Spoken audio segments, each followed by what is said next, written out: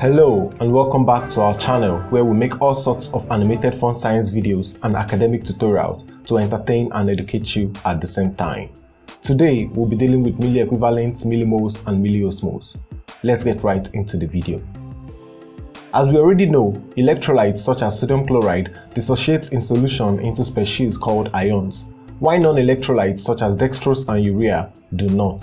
There are two broad categories of ions in the body. They include cations such as sodium, potassium, calcium and magnesium ions, and anions such as chloride, HCO-, HPO4-, SO4-, organic acids and some proteins. Sometimes there may be an imbalance in the concentration of these electrolytes, leading to issues related to blood water volume, body metabolism, and more. In pharmacy, electrolyte preparations are used to manage such conditions. Milliequivalents is a chemical unit that describes the concentration of electrolytes in solution.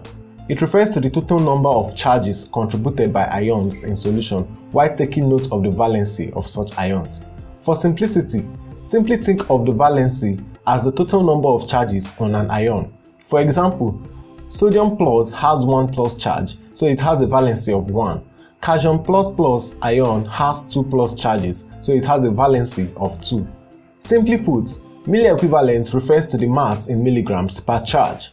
The normal blood plasma contains approximately 154 milliequivalents of cations and 154 milliequivalents of anions. One formula to note is equivalent is equal to atomic weight in grams divided by valency. Since equivalent is calculated in grams, simply adding milli to equivalent and grams will give us milliequivalents in milligrams. For example, the atomic mass of sodium is 23 grams. Since sodium has a valency of 1 equivalent of sodium is equal to 23 grams all over 1, which is equal to 23 grams.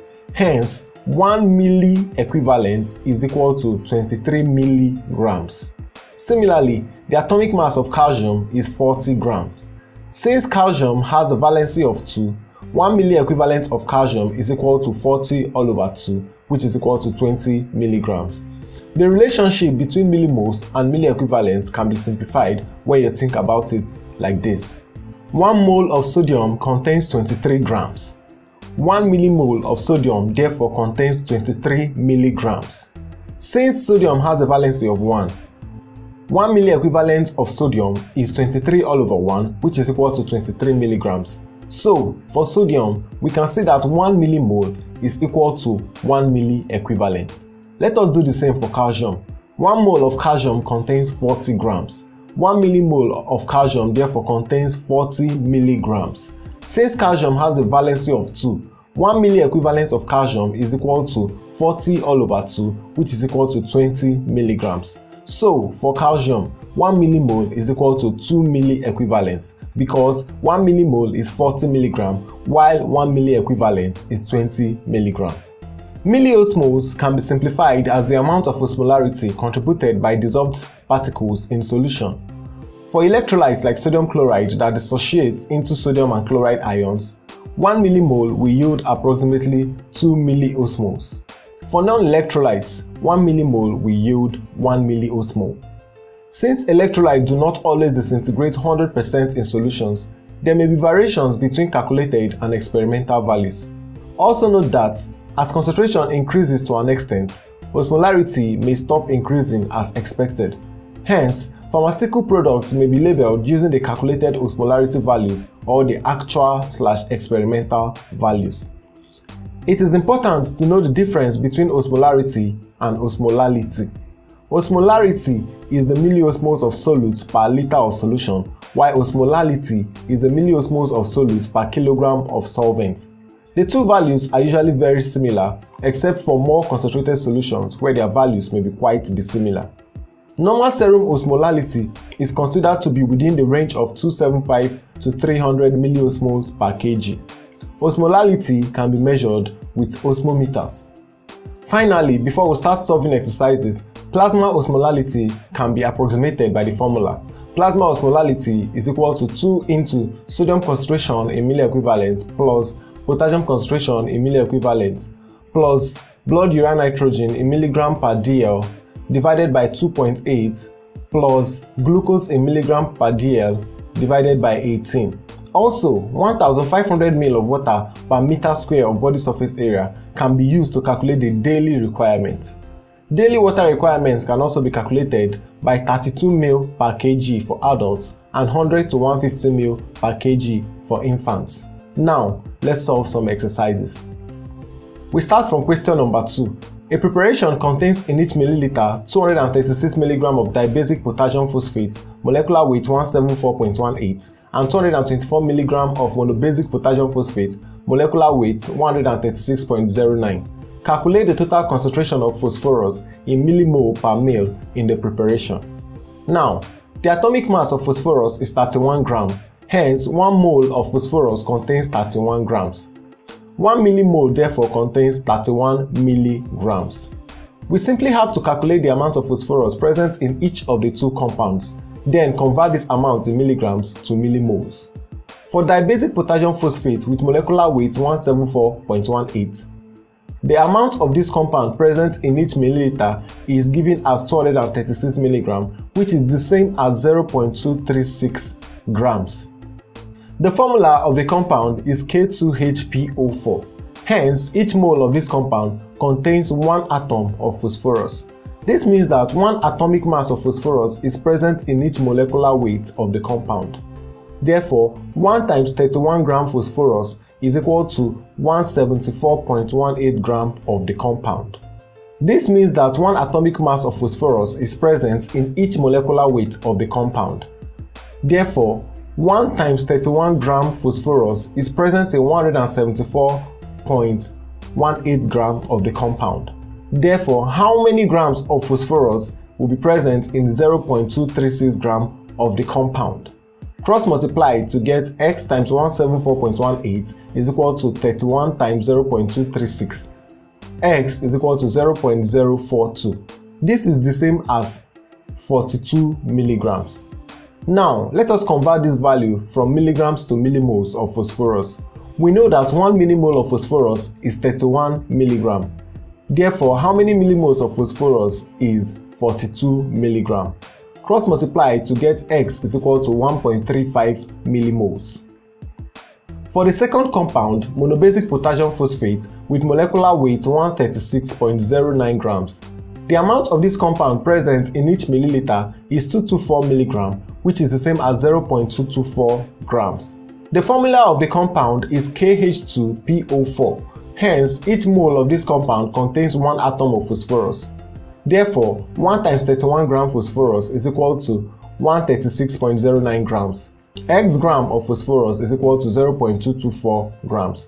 Cross multiply to get x is equal to 0.05102 grams. This is the same as 51.02 milligrams when converted. Now, we can convert to millimoles. 1 millimole phosphorus is equal to 31 milligrams. Then, how many millimoles phosphorus is in this 51.02 milligram? X is equal to 1.65 millimoles. Hence, the total millimoles of phosphorus is equal to 1.35 plus 1.65, which is equal to 3 millimoles. Let's move on to the next question. Question 58. How many millimoles, milliequivalents, and MilliOsmoles of calcium chloride with molecular weight 147 are represented in 147 ml of a 10% weight volume calcium chloride solution? Now, since calcium chloride has a molecular weight of 147 grams, 1 mole of calcium chloride is 147 grams. Therefore, 1 millimole of calcium chloride is 147 milligrams. From the question, we are asked about 247 ml of a 10% solution. We have to start by calculating the milligrams of calcium chloride present in this preparation. Then we proceed by converting this value to millimoles, milliequivalents, and MilliOsmoles to answer each of the questions. A 10% preparation implies 10 grams of calcium chloride present in 100 ml. Therefore, how many grams of calcium chloride will be present in this 147 ml? Cross multiply to get x is equal to 14.7 grams, which is the same thing as 14,700 milligrams when converted. For question A, 1 millimole of calcium chloride is 147 milligrams. Therefore, x moles of calcium chloride is 14,700 milligrams. Cross multiply to get x is equal to 100 millimoles. For question B, calcium chloride dissociates into calcium++ and 2 chloride minus ions. Hence, the highest valency of any of the ions is 2. Hence, we can consider 2 as the valency of calcium chloride.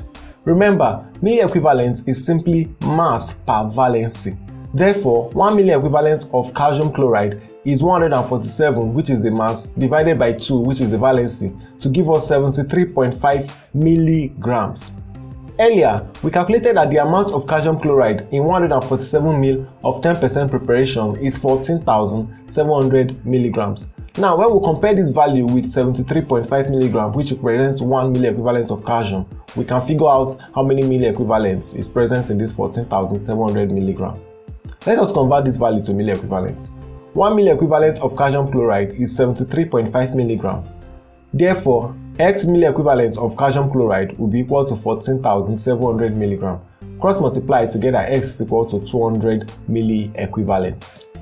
For question C, we know that each mole of calcium chloride dissociates into 1 calcium 2+ ion and 2 chloride ions, making a total of 3 particles contributing to osmolarity. Earlier, we calculated that the total millimoles of calcium chloride present in the given 147 ml of 10% solution is 100 millimoles. Let us convert these millimoles to MilliOsmoles. 1 millimole of calcium chloride dissociates to give us 3 MilliOsmoles.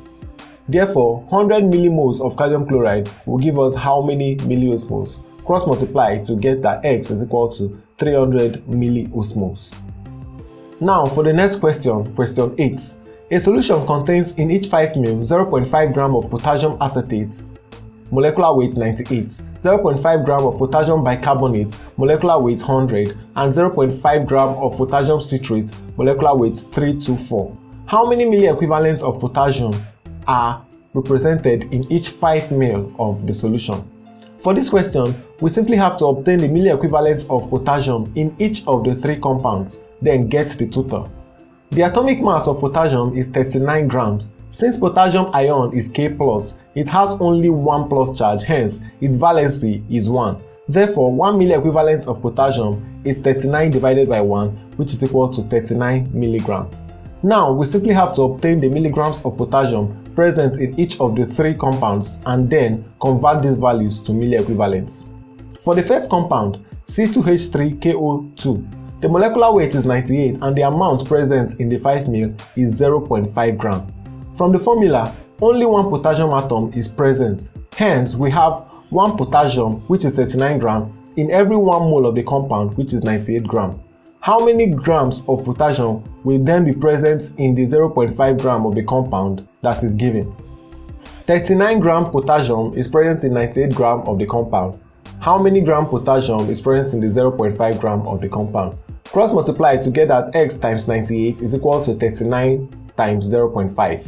X is equal to 0.2 gram. We convert this to milligrams to get 200 milligrams. Now, we know that 1 milliequivalent of potassium is 39 milligrams. Therefore, how many milliequivalents is present in this 200 milligrams? X is equal to 5.128 milliequivalents. For the second compound, KHCO3, with molecular weight of 100 gram and 0.5 gram present in 5 ml, 1 atom of potassium is in the formula. Hence, we have 1 times 39 of potassium is 100 gram of the compound.